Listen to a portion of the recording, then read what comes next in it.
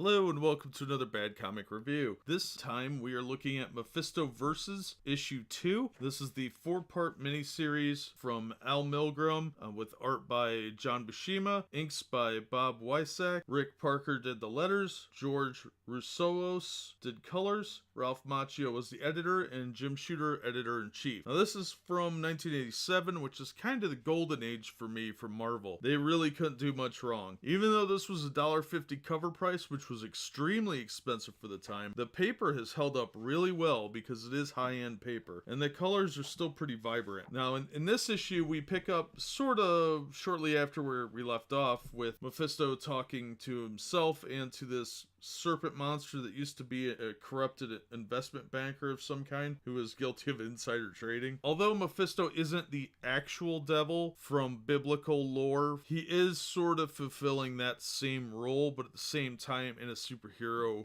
universe. He does kind of take possession of people's souls and punish them, and he tries to portray himself as an innocent giver of punishment, like a policeman or a guard, and he uses that to his advantage to trick the group from X Factor, which are the original X-Men when they were posing as mutant hunters, because mutants were widely hated at this time, and X Factor sort of assembled the original 5 members of the X-Men. You had Cyclops, Marvel Girl, Beast, Iceman, and Angel. Now, these events take place before X Factor issues 14 and 15, where it looked like Angel was dead, and bad things happened to Madeline Pryor and her son. They're in their classic X Factor costumes, and they're still running the cover of being mutant hunters, so when Reed shows up at their door, they know that he's cool, and he seems to kind of know they're okay with him. But then Mephisto gets involved and uses Sue, who's still his captive, as a pawn to distract people and draw out X Factor, and then he tries to use his "I'm not so bad, don't hate the player, hate the game" routine to lure them into a false sense of security, and they even admit that they're feeling very tempted by everything he says. What he says is very hypnotic, and eventually he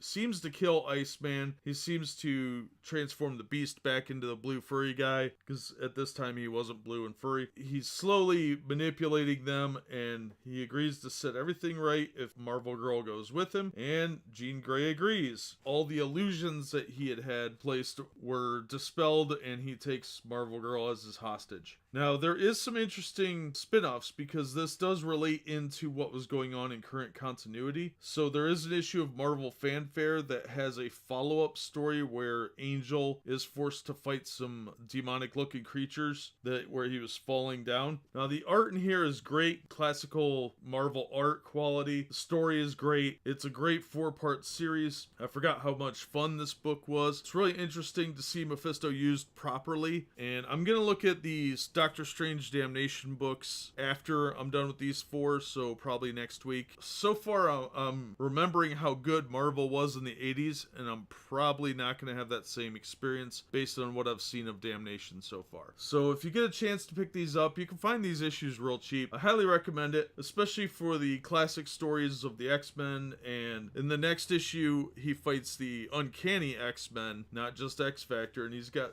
smooching with Rogue on the cover. But this issue was really good. The quality is amazing. It was really expensive at the time, like I said, but man, it held up really well. The quality of the paper is really nice, and I don't think that the modern paper is going to hold up anywhere near as good as these issues did. So if you get a chance to pick it up, I've seen it go for as little as like $1.50, $2 online. So keep that in mind next time you're at your local comic shop or ordering some comics. Try this one. It's an interesting series, and the fact that he's fighting the original X-Men and manipulating them, and the Fantastic Four shows up, you got a pretty good crossover on your hands. But that'll do it for this one. As always, thank you so much for listening and supporting the channel. Be sure and hit like and subscribe, and we hope to see you on the next one.